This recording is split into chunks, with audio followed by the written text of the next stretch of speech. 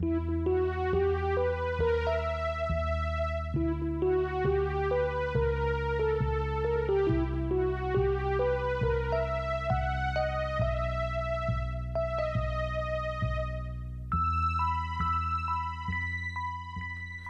following is a fan-made chapter reading of the Pale web serial novel by J.C. McCrae. The original text can be found at palewebserial.wordpress.com. If you'd like to donate to the author, please go to patreon.com/wildbow. Thank you, and enjoy.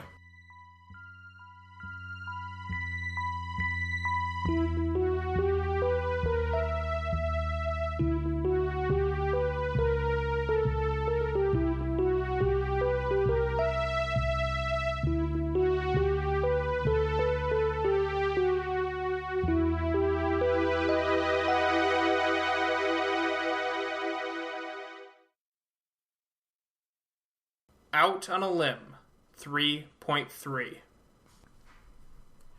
Carrie's cackle rang through the house. Avery! Last warning! Countermeasures have been deployed!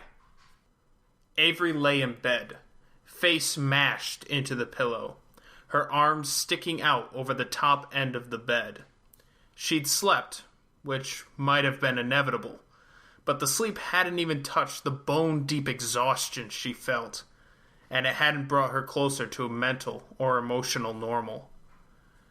Countermeasures were usually stuff like having Carrie jump on Declan until he got out of bed, or, on weekends, threatening to let Carrie boot up Declan's game and play with the save files. For Sheridan, Dad would use the smart house speakers to play songs from the 80s and would turn up the volume. The songs would play until Sheridan was out of the house, even if she was quick to get out of bed. Avery wasn't usually one to sleep in, so they hadn't worked out a specific punishment for her.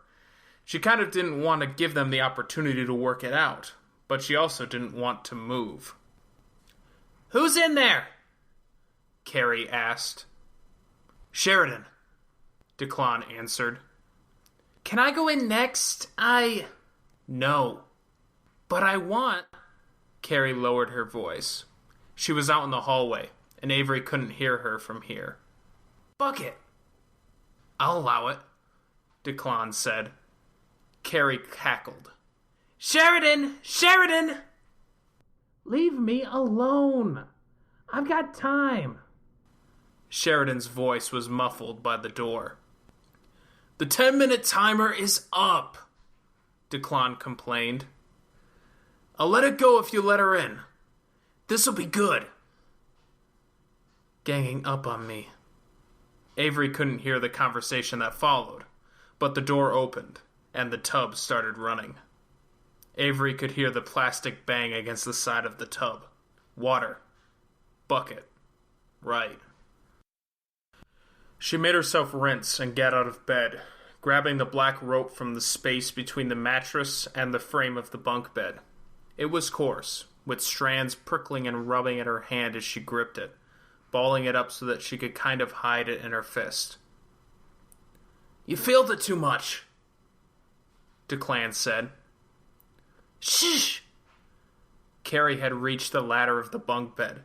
The bucket clunked and sloshed audibly as she worked her way up the ladder, apparently setting the bucket down on each rung. Carrie's approach would have been annoying in any other day, but right now, it was a time pressure. It was just a bit of dread, and Avery didn't have the tolerance for dread right now. More than anything, that was what got her to lift her head from the pillow. Avery got moving, as much as she didn't want to. She grabbed the side of the bed, then hopped down to the ground from her bunk, nearly colliding with Declan, who was there as an observer. "Aww," Carrie complained. Declan pushed Avery while she was still recovering from the landing, and she bumped into Sheridan's bed. He hurried back to the line for the bathroom, and immediately began banging on the door. Coward. Carrie, meanwhile, was perched on the angled ladder, a partially full 4-gallon bucket on the rung by her head. She didn't seem to be able to get down with the ease that she'd gotten up. Don't soak my bed, Avery warned. Carrie got a mischievous look on her face, like she wanted to do it more now. Avery considered for a moment, then stepped up onto Carrie's bedside table. With some exertion, she lifted up her mattress until it sat at a 45-degree angle against the wall. Then she left it, taking a spot in the line to the bathroom, where she could kind of see her bed through the door. "I'm next," Declan said.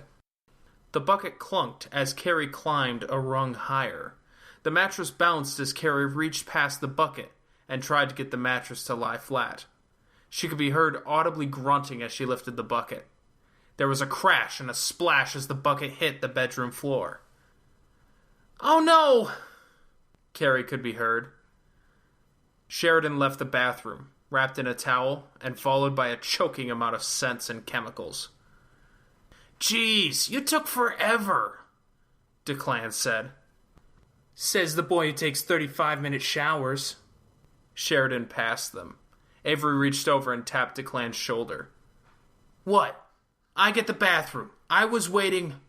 He turned to look at her, and she could feel the rope expand in her hand, the fibers pulling away, poking at her palm, and tangling her fingers. She whipped the end forward. A fraction of a second passed where it felt like there was no air resistance, no air, no ground under her feet. Then more humid air, heavy with everything Sheridan had been using for the shower and facial cleansing. The tiles were clammy under Avery's bare feet. The rope calmed down in her hand, going smooth as Declan set his eyes on her. "What? How? You sneaky bitch!" She slammed the door in Declan's face. He began hammering the door, shouting, but she locked it. The light switch was on the outside, by the door, with a 15-minute timer for the ventilation fan above. Sheridan had taken longer than the 15 minutes they were allowed, which meant the fan had stopped long before she'd wrapped up her shower. Now the bathroom was foggy, and Declan was mashing the light switch and fan on and off, in between his pounding on the door. Avery did a 5-minute washing up. "The floor's all wet!" Sheridan shouted. "I just stepped on broken plastic!" Carrie's response was indistinct. "It was my turn!" Declan hollered. The lights went in and out. She was free and clear of the path. Life went on as normal. Yet she couldn't shake a general feeling of dread. It had been so intense, so nasty, that she felt like she was still there, as if some part of her was more willing to believe that she was still there, but so mentally worn down that she descended into this, a fantasy of life as usual. Teeth brushed, hair combed. Declan pounded on the door up until she opened it. "I'll get you for that," Declan said, with all the intensity a preteen boy could muster. On any other day, it would have been the background noise at her house. Today, her heart felt not heavy. Heavy was the wrong word. Tired. Her heart felt tired, in the same sort of way that her body was that tired. She'd barely been able to stay upright. His words drove that feeling home. Carrie was crying. Sheridan was grumbling. And the bedroom floor was soaked with a massive puddle nobody had cleaned up, and some fragments of the bucket. Avery used her toes to pick a piece of laundry out of the basket by the door and kick it around the floor to get the worst of the puddle. She went to get dressed, and where she might normally picked a cool shirt and shorts that weren't too wrinkled, she felt unsure now. Like she was supposed to do something different, reach for something, make decisions that could somehow shake that heart-tired feeling, or put her time on the trail further behind her. "Mom has a plate of breakfast cooling on the table. Somebody needs to come down and claim it," Dad called up. Avery pulled on a white tee with an orange and purple graffiti scribble across the front and around one sleeve, and dark purple jersey cloth shorts with a vicarious swoop on the side. Ankle-high socks, white running shoes, hair in a ponytail, and she was good to go. She was downstairs before Sheridan was. "I've got to stop by Carl's to get the folding table for Carrie's event next weekend," Dad said, opening a cupboard to get a glass. Avery ducked under his arm and into the kitchen proper. I'll need the station wagon for that. How long will that take? Mom asked. Not long. 15 minutes. Work's been keeping me late with the FISCA reporting. PA gets behind, they take forever to get it to us. We have to do it before the day's over. Anya's away on maternity. You did mention that. When will you get out? Can I take the Ion? Rowan asked as he munched on bacon. We're figuring that out. I should wrap up at 5:30, 6. Then let's guess 15 minutes there and back. Then we're at 6:30. Then I can cook a quick dinner, but we don't have food. Avery navigated around her mom as her mom went from the fridge where some post-its were stuck to the calendar on the wall. She grabbed the fruit punch. Carrie came down from upstairs, crying. Dad swept her up into his arms. Mom answered, Sheridan wants more driving lessons, so I can have her drive me to the grocery store and back. Then you cook. I can run to see Karen B for that informal meeting about Declan's file and the ADHD testing. Dad's appointment for his meds re-up conflicts with that. What's wrong, hon? Dad asked Carrie. We don't want him crapping. He covered Carrie's ears. Blood again. Yeah. Yeah, Mom said. Eating, Rowan said, putting down his bacon. It felt like a dream. Fatigue and that way that dreams were laid out, like everything tied back to reality in ways that only seemed familiar or sensible in retrospect. The line about blood, about crap, Declan's groundless threat. I broke the bucket and Sheridan yelled at me, Carrie complained around her tears. You can take the Ion if you're willing to run by the pharmacy with Grumble and fill up the tank, Mom said. Or you can give Sheridan a driving lesson. Oh my God, pharmacy, please. There's so much catching up to do after I've been away. Oh my God. Avery claimed a plate of cooling food and picked some grapes and a cranberry muffin from the fruit bowl and cooling rack. Her dad touched her head as she passed by. Did Carrie soak you? Avery shook her head. Carrie cried harder and louder, as if great injustices had been done to her. You have to pick up Carrie from school too, Mom said. 3:30. So, wait. I've got to pick her up and deal with her from the time school ends. Then Grumble's appointment is 6. It won't take long, but we have to make that appointment. It's its health on the line. But I have to pick him up and bring him there. That doesn't leave me with a lot of freedom, does it? What's the point of having a car if you're making me do this stuff? I thought it was supposed to give me freedom, Rowan complained. You have a 2-hour window of freedom in the middle there. Just make sure you hand Carrie off to Dad, me, or Sheridan before you go do anything. Sheridan's useless. Don't talk about your sister that way. Avery sat down at the table. From where she sat, she could see Grumble in his armchair in the living room, watching the morning news. Occasionally he would make inarticulate noises of protest, or lift his hands to emote his frustrations. Avery ate. Fruit salad, some grapes. Finger-sized sausages sweated, browned on 4 sides. She felt a mess of conflicted feelings she couldn't put her finger on. Thoughts of the wolf chewing on and swallowing what Miss had later told her was her exit from the path. The very real thought that she might be eaten alive. The feelings of regret about Snowdrop. And that idea of sacrificing a living, thinking animal as a casual part of her plan. Just the idea of meat and fluids and fat made her stomach tense. She picked up the muffin and ate that instead. She took her plate back to the kitchen, setting it down by the sink. Please tell me you're not becoming a vegetarian, Sheridan said. Don't make things in this house more complicated. Just didn't feel like it, Avery said. Eating when you're hungry is a good policy, but remember to get your protein. You need that for the sports stuff, Rowan told her. Yeah, Avery replied. Gonna go back to school. I'm off too. I'll pick you up after school, okay, Carrie? Rowan asked. Don't take the bus. Yeah. Avery grabbed a thermos and filled it with milk, then brought it with her. The bench in the front hall was a deacon's bench, and the bench could lift up to put stuff inside. Usually their bags were all stowed on the bench, if they weren't up in their rooms, but someone had gone digging for something, judging by the way there was a raincoat or something stuck out to the side, keeping the bench from closing all the way. Declan, you have 2 minutes. You're going to have to eat in the car.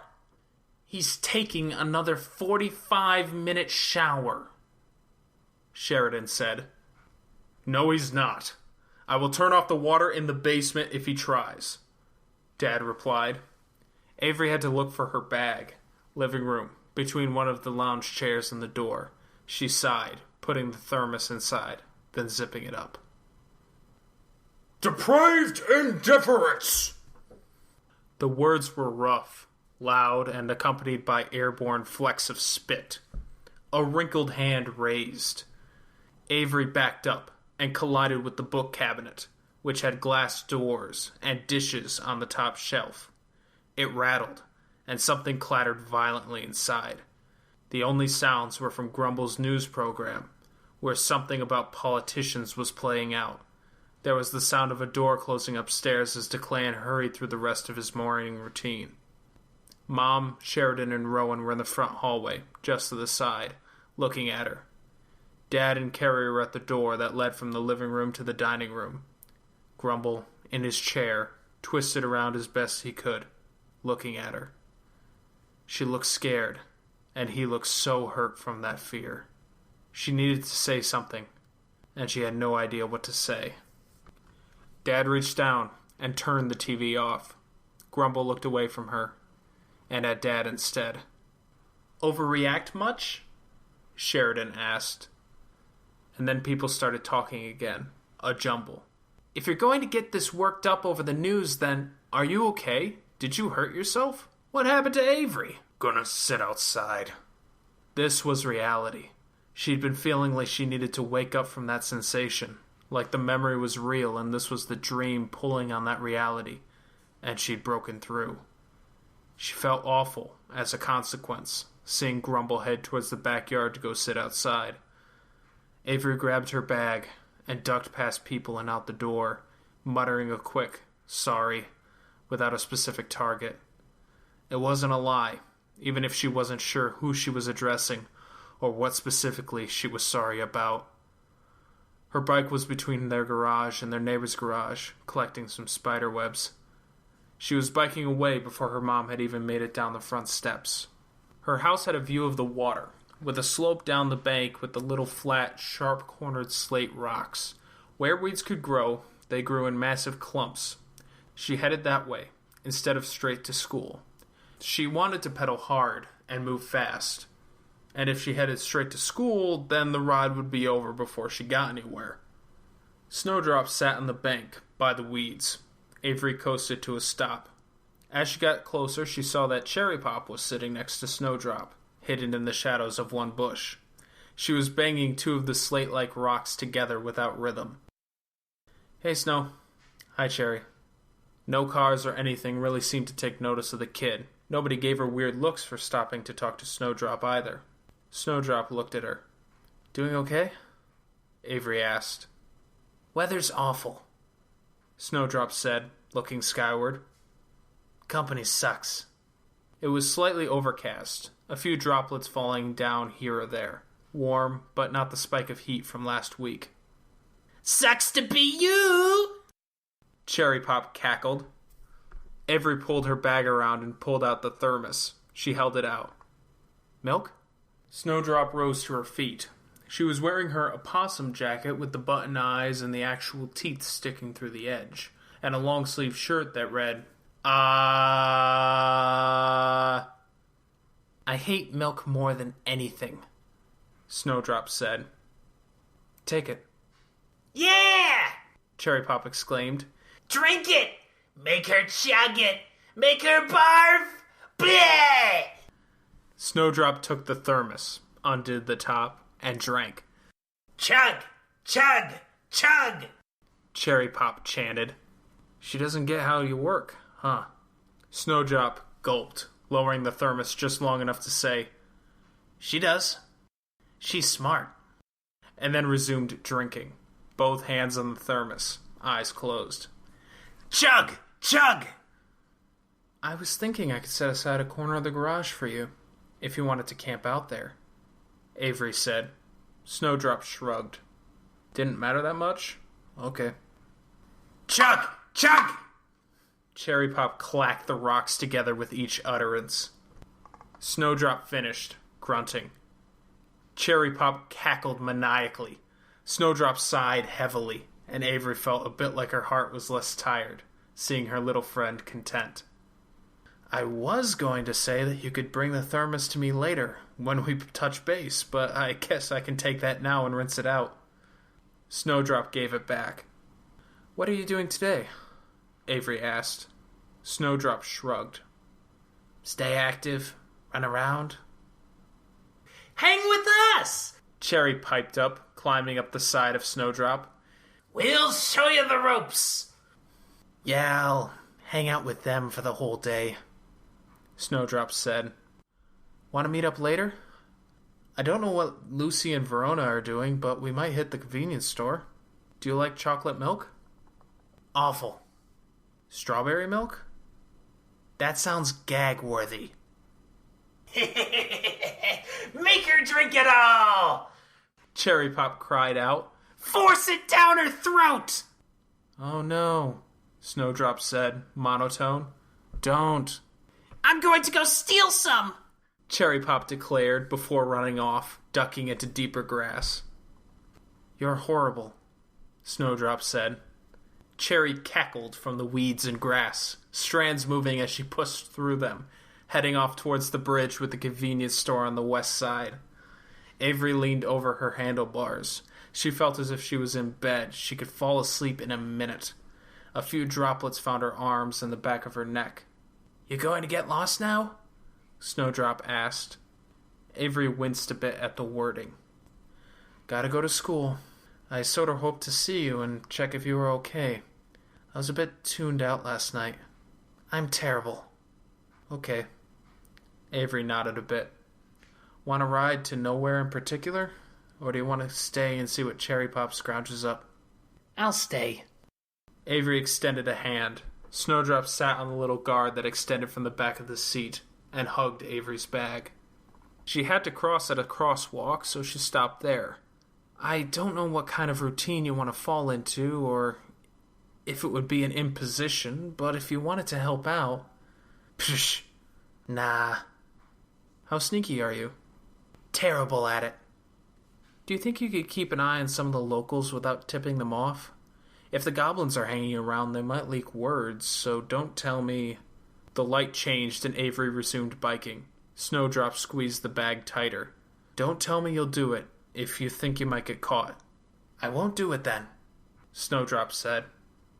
Stuff the goblins said about Matthew and Edith and their schedule around the time of the beast dying. Do you think you could keep an eye on them? See what they do? If there's anything weird, then tell me or one of the other two girls. I'll pay you in milk. That's a must, Snowdrop said. You'll let me know if you need anything to be more comfortable? Nah. And if the goblins end up being too much, they seem to gravitate towards you? Nah. Right, Avery said. I gotta say, it's nice knowing there's someone besides Lucy and Verona that I can trust. She rode into the dip that let her coast towards the hill that led up to school, then began pedaling hard. It felt good, feet going down, flying forward. This is nice. Having company for a bike ride? I wish it was the weekend so I could just go biking, running, or playing with the rope all day, hanging out with you and my friends. The next part took more exertion. The ground was spare grass and dirt, with a lot of hidden ditches.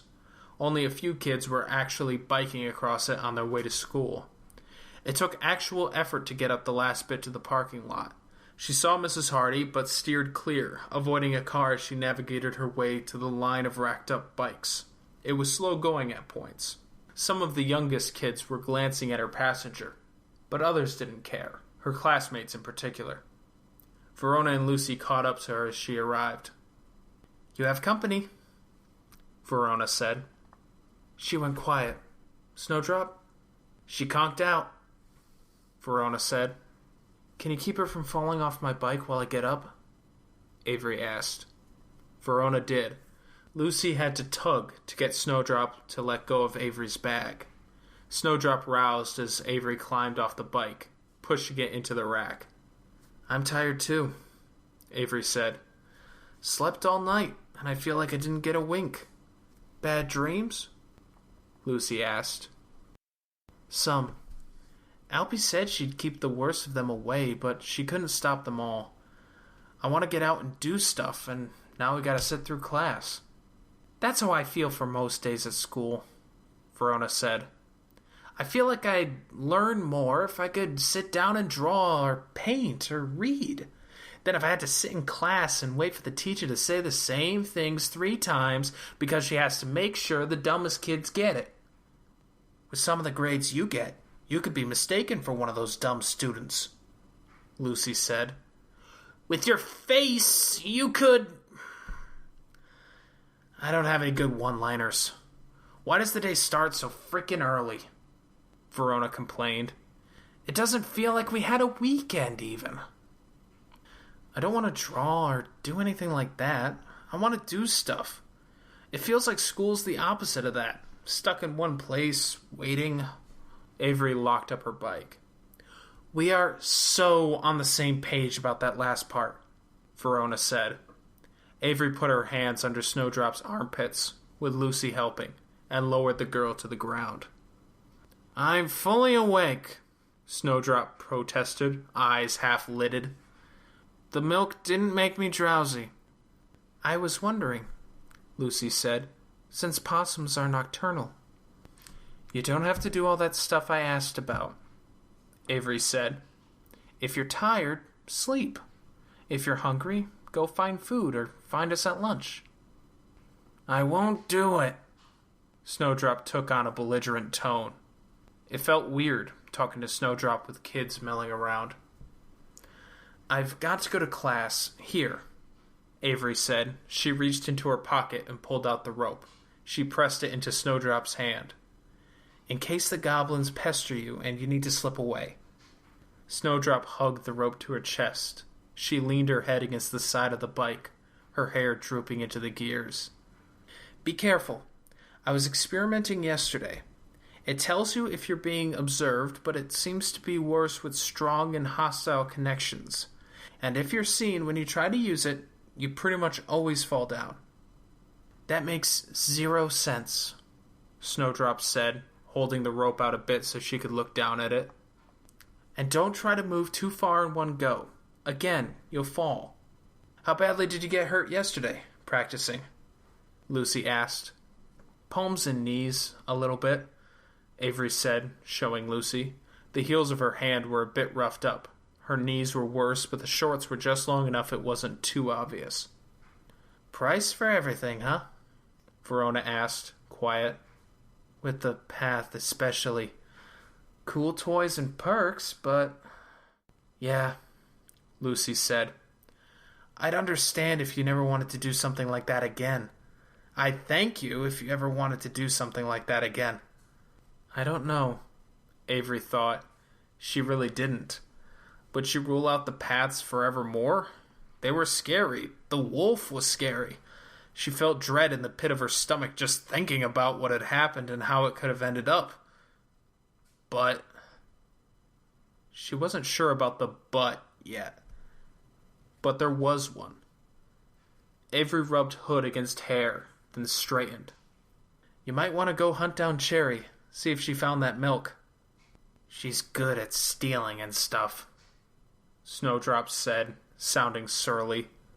Then, hands at her chest, holding the rope, she ducked into the crowd, disappearing as the mob of students arriving at school blocked her from view. "Trusting her with the rope, huh?" Lucy asked.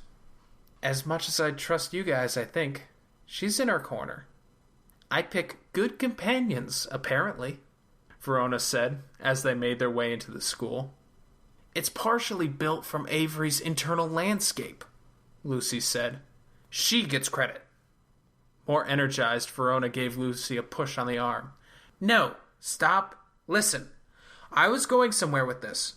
Avery, listen. I picked Snowdrop, right? Yeah, Avery said. Went cat mode, sniffed around, and found a squeaky little thing that had been abandoned by its mom. And she's great, right? Yeah, Avery said, raising an eyebrow.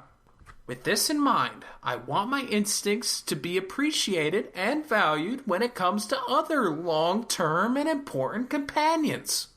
That is not a good argument for you to take, Alpy, Avery protested. Be careful. You don't want to lie. Verona stuck her finger into Avery's arm. Don't be a pain to Avery after what happened, Lucy told her. Do you know what might make me feel better? Avery asked. She glanced back to make sure nobody was listening in. Taking Alpy as my familiar. Verona laughed. Maybe you two could, I don't know, ask her? Lucy asked. Considering she's half of the partnership? Of course, Avery said.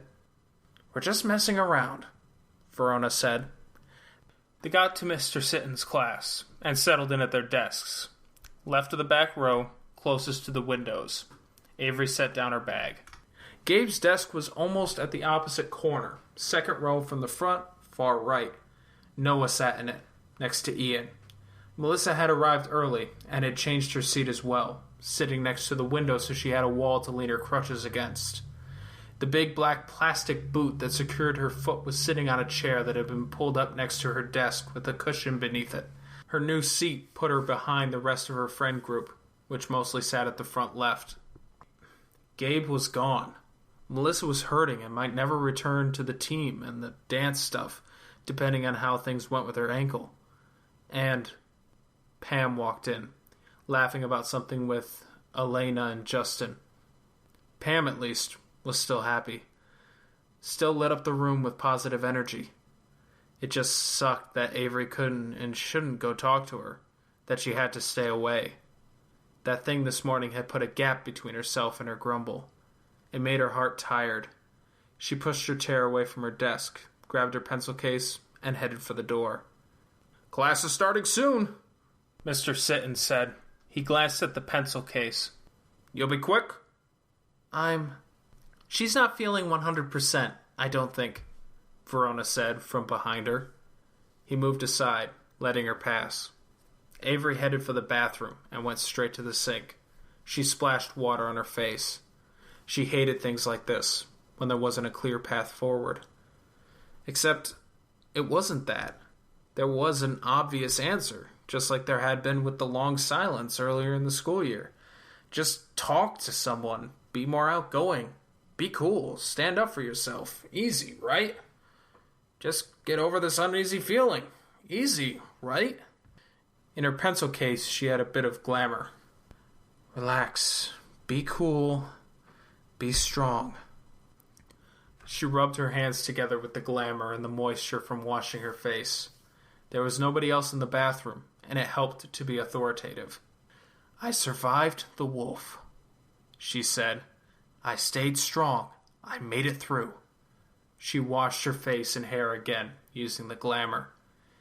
Guillerme had encouraged her to find the moments of strength and pride, to mark them with war paint, for lack of a better way of putting it. The effect was supposed to be subtle and long-term, probably similar to some of those motivational speakers and how they get people to practice being mindful and crap. She wanted and needed to find other wins, against the choir, for Gabe, for Melissa, for Pam, now for Grumble. The door opened, Lucy and Verona. The two of them sidled up next to her, standing so their three faces were framed in one mirror. Lucy spoke. We could take a break from the practice stuff if that helps. Or, other option, Verona said, reaching past Lucy to give her shoulder a light push. We dive into it, keep it low-key and fun, and distract ourselves thoroughly. Totally up to you, Ave. Being proactive was a better way to change things, right? The second one. Verona's idea. I want to get moving. Run. She moved, running. The rope wound around her hand so it formed a loop at the fingers and an X at the back, before forming another loop at the wrist. There weren't any eyes on them in this neighborhood, owing in part to the stuff she wore.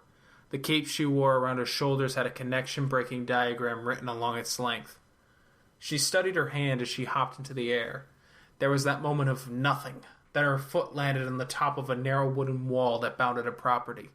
She wobbled a bit, made it about 5 steps along the top of the wooden wall before she lost her balance, and then toppled. She punched her hand out again, off to the side. It was easier when she used the sight. That nothing she skipped through was like a fog, and she could kind of see the fog. As her hand moved, she could see shadows rolling through the haze, of buildings and poles and cars and other things. There was an RV parked in front of a house, in the shade of some trees. She moved her rope hand, freeing her way through the fog for the landing point she wanted, and waited until the rope bristled before skipping ahead to the roof of the RV. Standing amid the branches, she turned on her heel, walking back 3 noisy steps on the vehicle's roof, while she watched Lucy and Verona following, and reached back with the rope. She could trust the intervening trees to block their sight, if she timed it right. Just there. She pointed her hand up at an angle. Wind whipped around her. She swayed, nearly falling over on the narrow platform. There might have been enough space for her other foot if she placed both feet side by side, but she wasn't about to move the first foot to make that space. Avery stood on one foot at the top of a telephone pole, wires stretched out ahead and behind her, her other leg cocked. Snowdrop, just big enough to fit in the palm of her hand, crawled down her arm, shirt, and used the cocked leg to navigate her way down to the telephone pole itself. She shrugged off the smaller opossum pup guys and became a regular 9-year-old kid, grabbing one of the support struts of the pole with one hand and hanging from it, one hand and both feet dangling. "This is Matthew and Edith's place," Avery observed. "Nah." Off to the right, Lucy and Verona arrived, flapping their wings and landing on the chimney and peak of a roof. Lucy shrugged out of the blue jay glamour and crouched down by the chimney, holding onto the brick column for support. Verona remained a crow. In Matthew and Edith's backyard, many of the Canet others had gathered. Guillerme and Marisica sat at opposite ends, both wearing human guises. John sat on the wooden stairs that led from the back porch to the lawn. Charles was on the lawn, leaning against a fence, arms folded, perpetually shaggy, grouchy, and a bit scarier than he'd been before. 2 of the goblins were there, too. No Toad Swallow or Cherry. "Did you say they've been here all day?" Lucy asked. "No," Snowdrop said. "Snowdrop wanted to tell us they've been coming and going, right? Different others and people at different times?" "Nah," Snowdrop stated. Part of the reason Avery liked using her scarf for the diagram was that it let her have the scarf piled around her shoulders, so the edge of the diagram was right in front of her mouth, where she could track it with a glance downward. It was fading. "Check your diagrams," Avery said. The other girls did. "Crap, I think using glamour like that burns through the diagrams. Only way it's this bad this fast," Lucy said. She slid down the roof until she reached the overhang by the front porch and started to climb down. Avery hopped down to the base of the telephone pole, near the front bumper of the RV, and gave Lucy a hand. A cat Verona dropped down to the grass beside them, followed shortly after by Snowdrop. Verona left the cat form, manifesting as a human, sitting on the grass at the edge of some stranger's property, in the shade of trees in the RV. Avery dug in her bag for a carton of strawberry milk and gave it to Snowdrop. "Who and when?" "That's easy. At first it was a big group." "Consisting of?" Lucy asked. "John, Guillerme, Alpiena, the 4 goblins, the choir, and Miss." "Subtract those ones, then." "Then the homeowners were the only ones gone. Charles left for a bit, too. A few regular people, not like me or that thing inside Edith. They came by." "Spirits passed through?" Lucy asked. "Just a few. They're hanging around Canet now." "They sent them away?" Verona translated. Makes a degree of sense. Drawing battle lines, preparing for future confrontation. More eyes, Lucy said. Spirits are common, easy to work with, and most are dumb. They're still figuring out who's in charge after the mist situation, Snowdrop told them.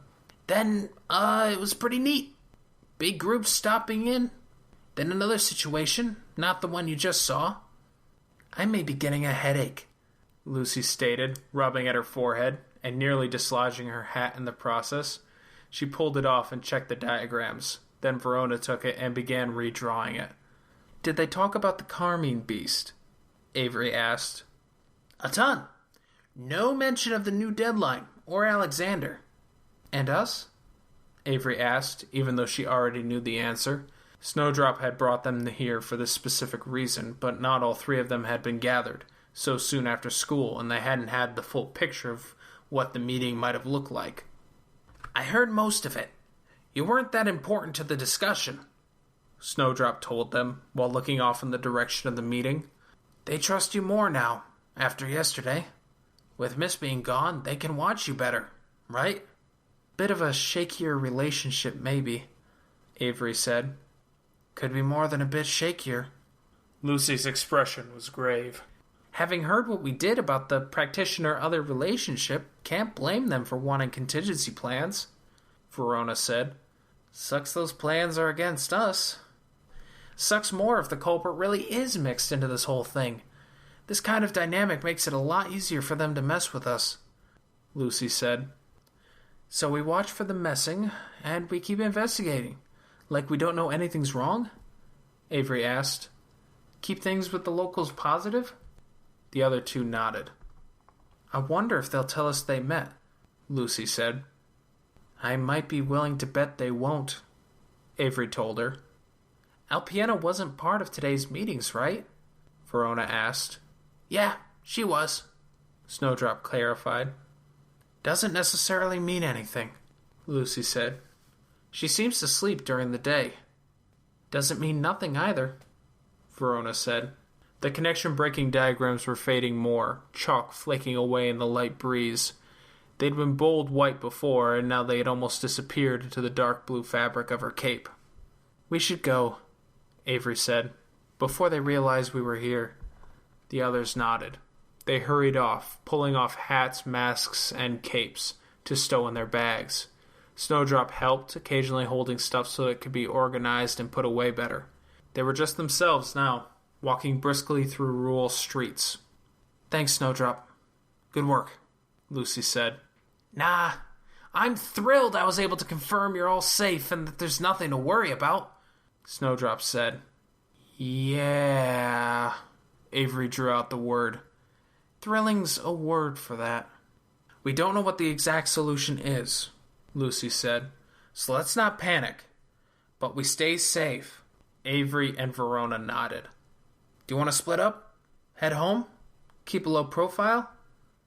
Lucy suggested. I'd understand if you'd want to rest. It's been a long day. Avery thought of her grumble. She shook her head. Want to come over? Verona asked. Avery must have made a face because Verona laughed. Can we hang out? Avery asked because she responded to two questions with silence, and she couldn't fall into that trap again. Lucy's house or just somewhere? Until we have to go home? It's not like there's any shortage of stuff to do. Can do, Lucy said. Speaking my language, Verona said. Lucy's earlier comment made Avery wonder if she'd walk the path again. That but had remained there, without a sentence to go after it. It was scary. It was intense. It was messy. It had pushed her to her limit, and she wasn't sure she'd go back to normal for a long time, if ever. But, she was getting the feeling that the rest of the world was kind of like that too. It was just also so big that she wasn't sure she could wrap her head around it at all. That was why her heart felt so tired, like she was a bird that had flapped its wings as hard as it could to get through a small but intense storm, and escaped it to find there was still an ocean to fly over before she could reach dry land. Moving forward made it easier to find more ways forward. Doing this instead of sulking and going home helped her to find her resolution, the drive that would get her past that ocean. She had to keep moving, keep looking, educating herself, getting centered and stronger. After the uncomfortable moment with Pam, she'd found herself wanting to look into and try Guillaume's glamour, because she could see ways, even if the last one had been uncomfortable. She could see the paths as a similar thing. She reached down to rub Snowdrop's hood against the kid's hair. The kid was finishing her milk.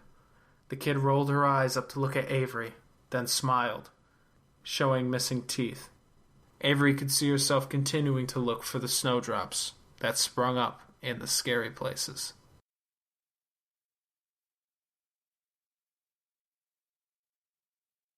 This has been a fan-made chapter reading of the web serial Pale by J.C. McCrae, read by me, Stephen R. The original text can be found at palewebserial.wordpress.com. If you'd like to donate to the author, please go to patreon.com/Wildbow. Thank you.